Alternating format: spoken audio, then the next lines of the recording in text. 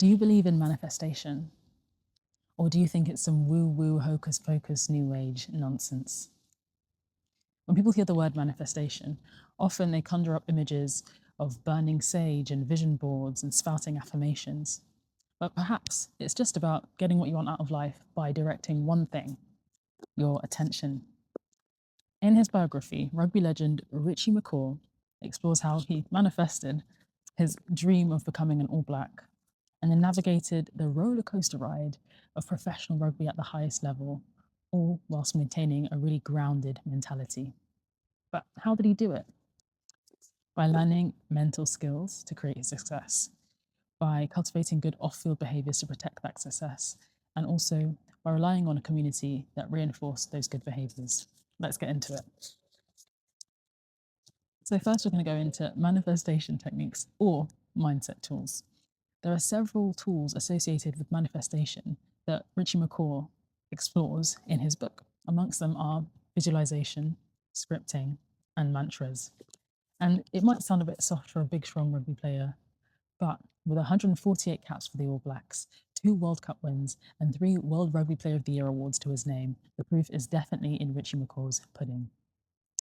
So the first example of goal setting that is used is when he was a child, a really young child, with his uncle Bigsy, they wrote down that he was going to become a GAB, a Great All Black. But they didn't just stop there. They actually reverse engineered all the things that would need to happen for him to become an All Black and did a timeline. This helped him focus his attention. I think people drastically underestimate the power of accountability, having someone like Uncle Bigsy to hold you accountable, because accountability helps steward your attention. So this GAB, Great All Black acronym, was also used by Richie in his mantras as he grew up. Even as an All Black, he was writing down GAB in his mantras. And so mantras were very important for stewarding Richie's attention. And Richie just didn't rely on himself alone. He also had psychological support from experts. The All Blacks had experts, Gilbert Enoka and Kerry Evans, who helped not just Richie, but the rest of the All Blacks manage their minds under pressure. And if you think about it, pressure is just a lot of things trying to pull your attention. And so they have a definition for stress in the book, and it says that stress is just either a real or perceived threat, and that your stress response depends on whether you feel helplessness or agency in the face of stress. So stress plus helplessness equals collapse, and stress plus agency equals composure. And so having agency in the face of stress relies on being prepared. So Richie and the rest of the All Blacks worked hard to prepare themselves, both physically and mentally, for whatever came their way. All in all, they were just focusing on holding their attention. But as well as this, Richie discusses the importance of maintaining the desire and intrinsic motivation. So he says on page 99, when the desire goes, the body and form aren't far behind. So he wasn't always focused on the external accolades. He wasn't trying to get external validation all the time. He was more focused on the internal process and the journey. And ironically, that led to external successes anyway. So yeah, all of these tools that he used contributed to him achieving his goal of becoming a GAB, a Great All Black.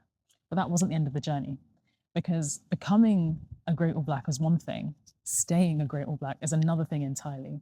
And in order to stay a Great All Black, he'd have to learn good off-field behaviors, which is what we're going into next.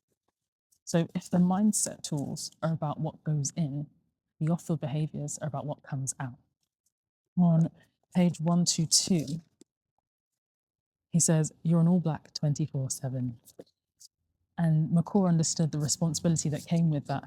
On page 52, he said that he tried to maintain neutrality publicly, even if privately he had his own evaluations. And on page 122, he said he was guarded in his public utterances. So again, this reinforces the fact that he was very discreet, and discretion was one of his strengths. It meant that people trusted him because he was always in environments where important information was circulating. And the thing about information is, if you share less today, you can always share more tomorrow. But if you share too much today, you can't unshare it later. So often it best benefited him to be a bit more guarded than say too much and later regret it. And this meant that he was trusted over time. And people underestimate the opportunities that can be lost through lack of discretion.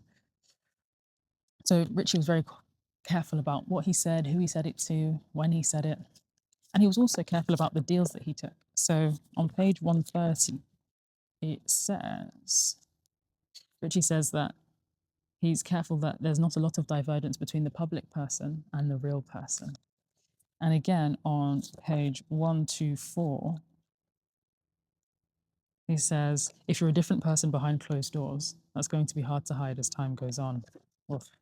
So integrity and discretion were really important to him personally, but also important for his role too. And in order to stay that steady through it all, it likely helped having people around him to remind him of who he was. And so that's what we're going to go into next: community. So the right community around you makes the right behaviors easy, whereas the wrong community can cause unnecessary friction. Richie had really strong family ties that he discusses in the book, and he also had a string of mentors throughout his journey. Obviously, we've discussed Uncle Bigsy from when he was really young. There was also Barney, his coach when he was a child. He mentioned Brian Ashwin, who provided a lot of support when he was in sixth form, and also Robbie Deans, who was part of the All Blacks coaching staff. Now, his family was extremely steady. He talks about going for coffee with his family before important games, which might sound small, but it likely provided a lovely anchor before battle, keeping him grounded. He also discusses his granddad, who was a pilot in the Air Force and fought in the war. And this reminded me of ex-England football player and manager Gareth Southgate, whose granddad also had a military background. It's funny because I can hear a plane now. But I can imagine that being around someone who had faced real adversity would have given him a different perspective on life. It would have probably meant that he didn't sweat the small stuff as much. So all of these influences likely helped keep Richie McCaw's feet on the ground, even whilst his head was in the clouds visualizing all his successes. So in conclusion, Richie McCaw's journey shows us how to go for goals, how to achieve them, and how to sustain success without losing your head. The manifestation or mindset tools can set direction. The character then protects that direction, and a strong community reinforces that character. Richie's dream started in his mind. It was brought into reality through his habits and his behaviors, and it was sustained over time through having good people around him. All in all, this biography shows us that elite success isn't just one single practice. It's sustained by a system, by a strong mindset, by good habits, and also the right people around you. So if you like this book about how one of the greatest rugby players in history succeeded over time while staying grounded, you'll probably also like The Jersey. It's a book about the grounded philosophy of the All Blacks as a whole.